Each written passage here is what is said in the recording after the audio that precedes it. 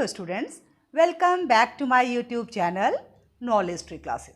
So children, today I am going to explain question and answer of the chapter My Childhood, which is written by Dr. APJ Abdul Kalam. तो आज मैं आपको इसका question answer बताने जा रही हूँ, लेकिन क्वेश्चन आंसर जानने से पहले ज़रूरी है कि आप चैप्टर को समझें. आप चैप्टर को नहीं समझेंगे तो आप क्वेश्चन आंसर्स कैसे बनाएंगे. तो इसका एक्सप्लेनेशन जो है वो 2 पार्ट में है जो कि मैं अपलोड कर चुकी हूँ. तो आप पहले एक्सप्लेनेशन को सुने, चैप्टर को समझें. एक्सप्लेनेशन में मैंने जितने डिफ़िकल्ट वर्ड्स हैं सबकी मीनिंग भी हिंदी में दिए हुए हैं ताकि आपको परेशानी ना हो. तो आप पहले एक्सप्लेनेशन को समझें, उसके बाद आप इस क्वेश्चन आंसर्स को करें.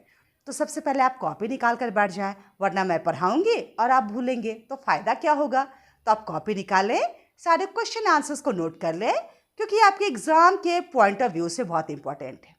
और अगर आपको इसका नोट्स चाहिए तो आप मेरे टेलीग्राम चैनल को ज्वाइन कर सकते हैं, जिस पर आपको इसके नोट्स भी मिल जाएंगे. तो इस वीडियो के डिस्क्रिप्शन में मैं आपको टेलीग्राम चैनल का लिंक प्रोवाइड कर दूंगी.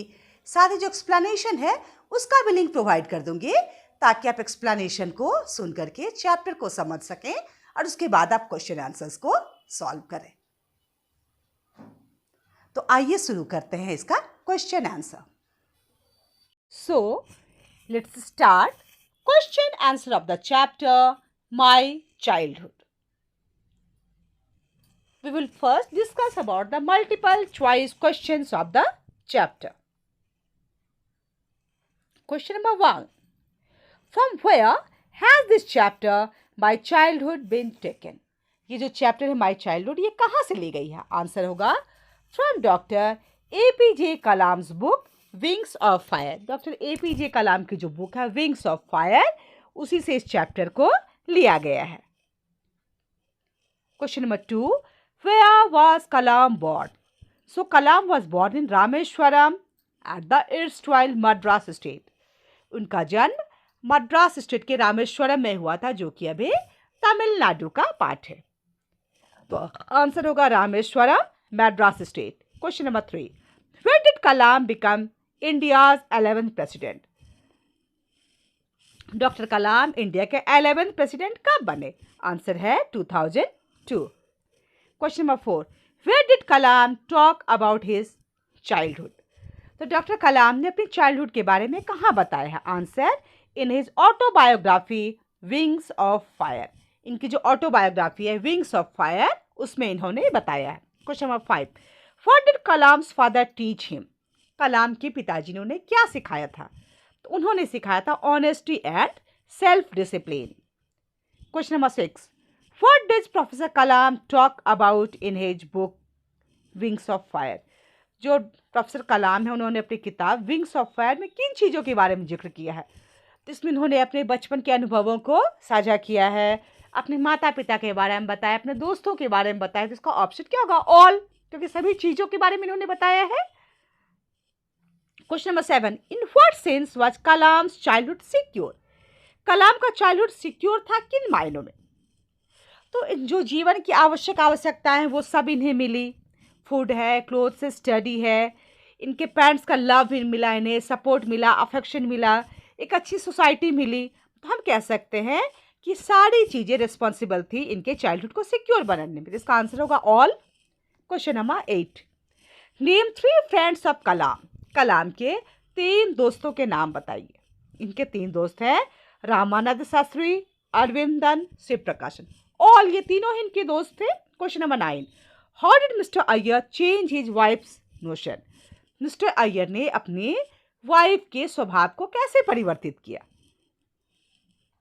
क्या उन्होंने लड़ाई की थी, मारपीट की थी, क्या किया उन्होंने?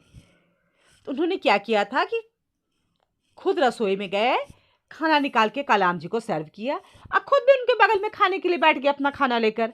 तो होगा by his own example and behaviour, जिससे उनकी पत्नी को लगता है कि ठेस पहुंची, उनके मन में लगा कि मैं गलत कर रही हूं और उन्होंने अपने आप को बदल लिया.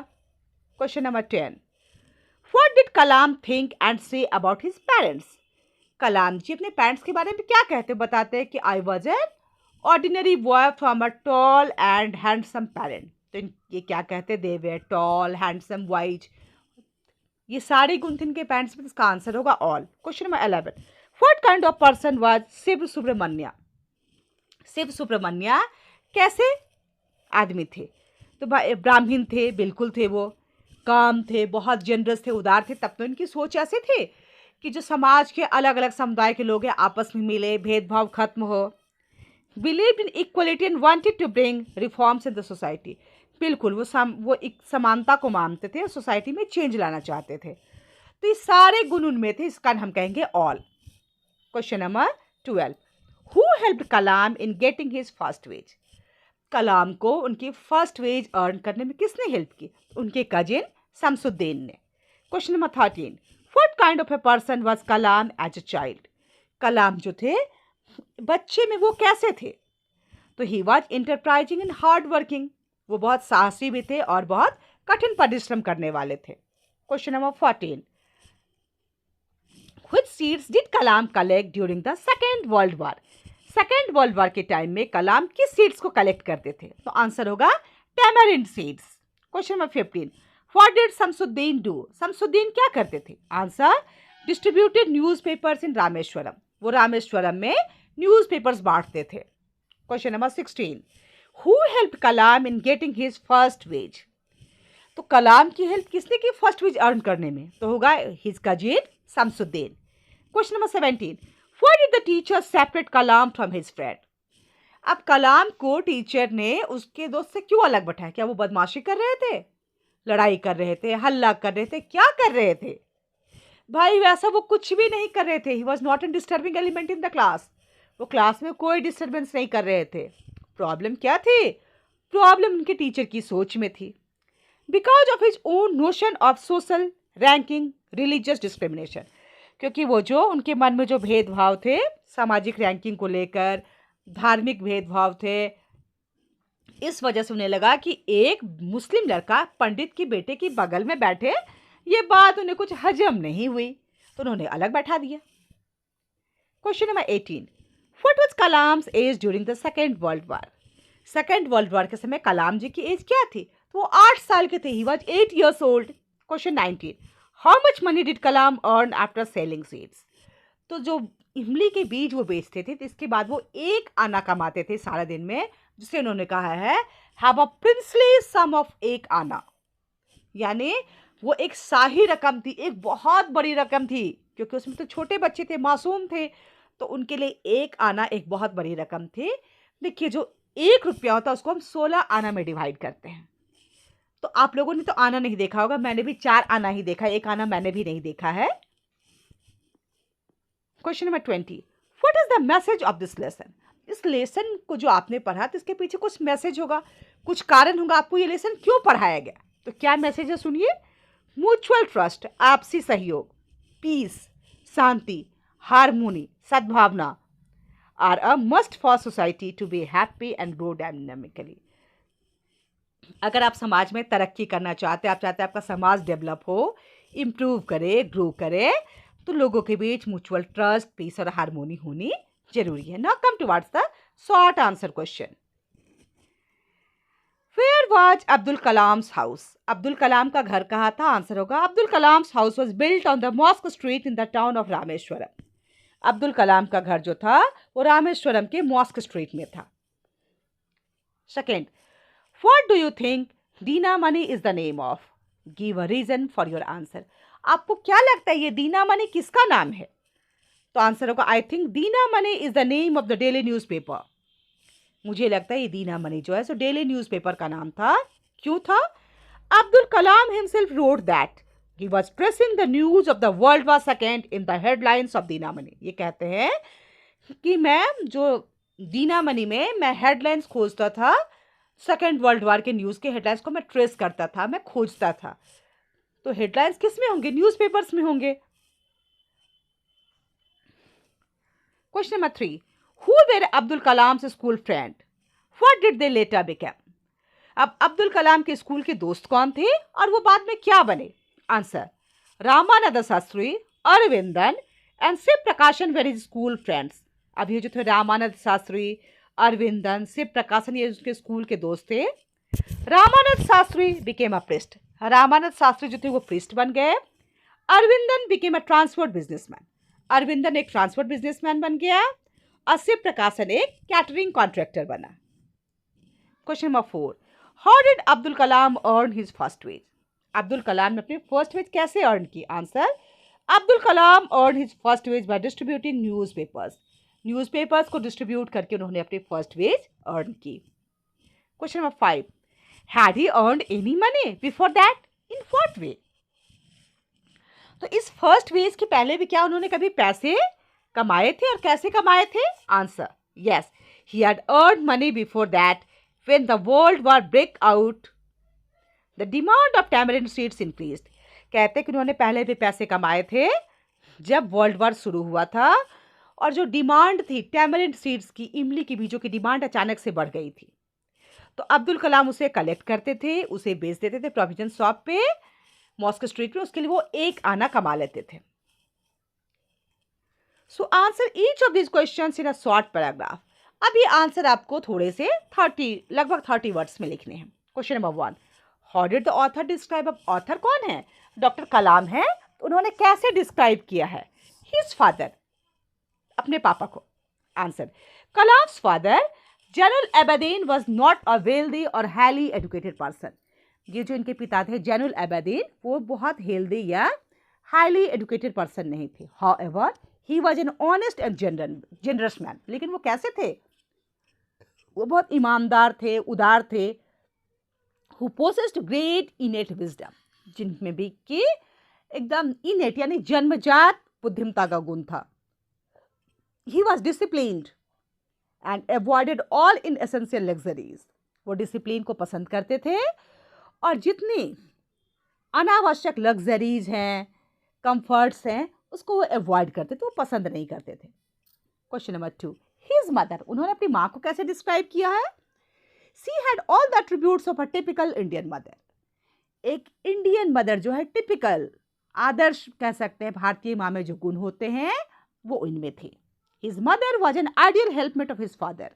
इनकी माँ जो थी उनके पिता की एक आइडियल हेल्पमेट थी, एक आदर्श पत्नी थी, एक आदर्श सहायिका थी, कह सकते हैं कि अच्छी दोस्त की तरह थी जो उन्हें सपोर्ट करती थी। She was a kind lady who feed people. वो एक ऐसी दयालु महिला थी जो कि लोगों को भोजन कराती थी। और डॉक्टर कलाम याद करते कि इनके घर में घर के लोगों से अधिक तो बाहर के लोग भोजन करते थे। हिमसेल्फ, उन्होंने अपने आप को कैसे डिस्क्राइब किया है?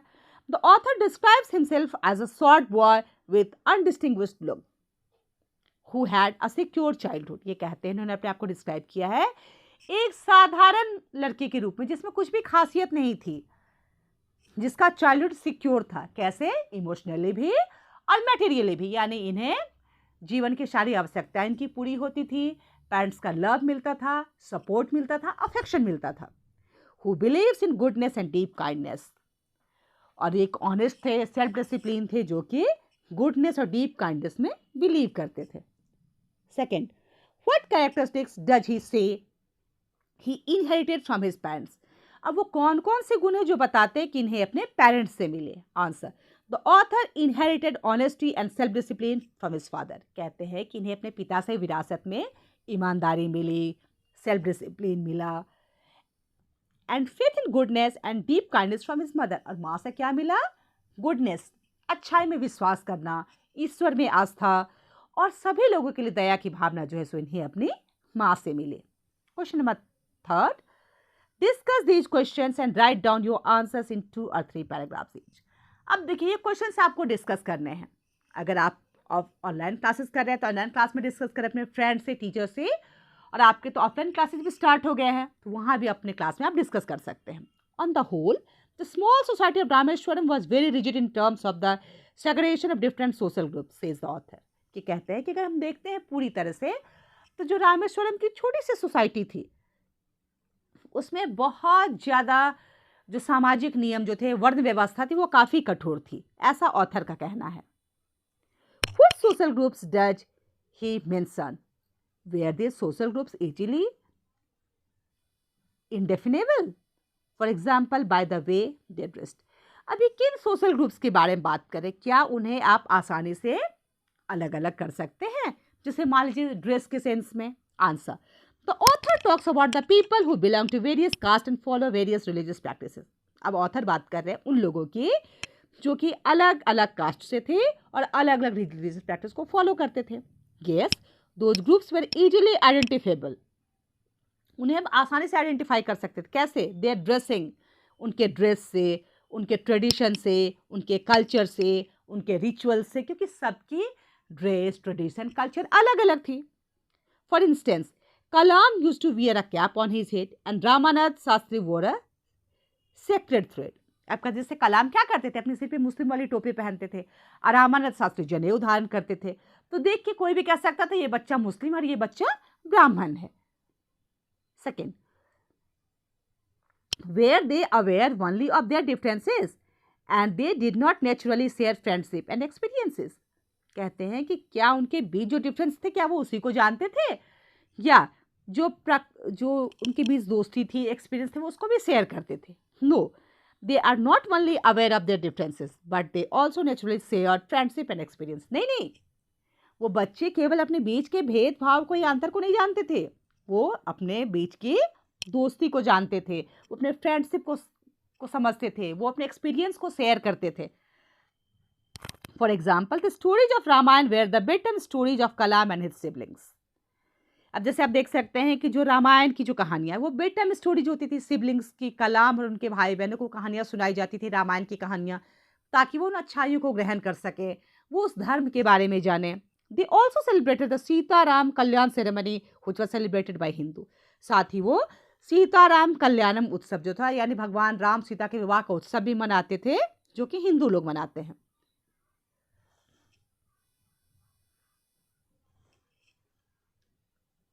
Narrate two incidents that show how differences can be created and how they can be resolved. How can people change their attitudes? अब आपको ऐसा 2 इंसिडेंट बताना है जिससे पता चलता है कि कैसे लोग डिफरेंस क्रिएट करते हैं, भेदभाव करते हैं और कैसे इसको बाद में रिजॉल्व भी कर लेते हैं. कैसे लोग अपने एटीट्यूड को चेंज कर लेते हैं, अपने विचार को चेंज कर लेते हैं, अपने व्यवहार को चेंज कर लेते हैं. Answer, the first incident to show how differences can be created was that when the new teacher ordered Kalam to sit in the last, as because he was a Muslim, he could not sit with the Hindu friends. अब देखिए, पहली बार क्या हो गया कि कलाम जी को उनके teacher ने क्या कहा कि तुम पीछे जाकर बैठो, तुम हिंदू के साथ नहीं बैठ सकते, तुम मुसलमान हो. दूसरी घटना हुई, his teacher's wife refused him to serve food in her kitchen. जो उनके टीचर थे, उनकी वाइफ ने अपने किचन में इन्हें फूड सर्व नहीं किया. तो आपने स्टोरी में सुना होगा कि कैसे इनके टीचर ने चेंज किया अपने आप को. जब उन्हें शास्त्री जी ने कहा कि आप जहर मत फैलाइए बच्चों में, तो उन पर असर पड़ा, उन्होंने अपने आप को बदल लिया. नेक्स्ट टाइम जब कलाम जी आए तो उनकी टीचर की वाइफ ने इन्हें खुद अपने किचन में ले जाके अपने हाथों से फूड सर्व किया. Why did Kalam want to leave Rameswaram? अब कलाम जो है सो रामेश्वरम क्यों छोड़ना चाहते थे? कलाम wanted to leave Rameswaram as he wanted to study at the district headquarters in Ramanathapuram. अब कलाम जो है रामेश्वरम छोड़ना चाहते थे क्योंकि वो अपनी उच्च शिक्षा के लिए जो डिस्ट्रिक्ट हेडक्वार्टर था रामानाथपुरम, वहाँ जाना चाहते थे ताकि वो अच्छी शिक्षा ग्रहण कर सके, जिसकी व्यवस्था रामेश्वरम में नहीं थी. What did his father say to this? इस पर उनके पिता ने क्या कहा? Kalam's father said that he knew one day his son had to go away and grow. उनके पिता ने कहा कि वो जानते हैं कि एक दिन उनके बेटे को उनसे दूर जाना पड़ेगा. क्यों? क्योंकि उनके बेटे को ग्रो करना है, उनके बेटे को आगे बढ़ना है, उनके बेटे को तरक्की करनी है. He gave him the example of a seagull.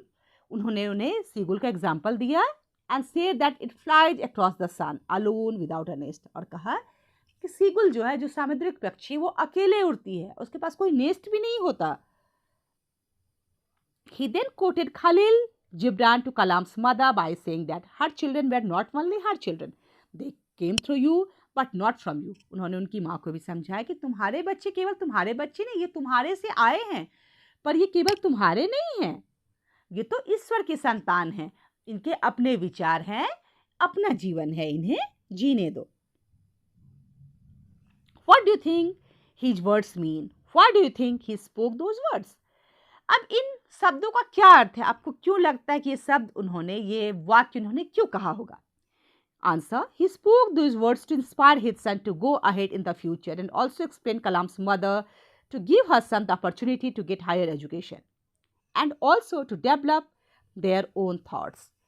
अब देखिए ये वर्ड्स उन्होंने कहा क्योंकि अपने बेटे को इंस्पायर करना चाहते, तो प्रेरणा देना चाहते थे अपने बेटे को कि तुम्हें आगे बढ़ना है बेटा, अपने फ्यूचर को सिक्योर करना है, तुम्हें कुछ बनना है।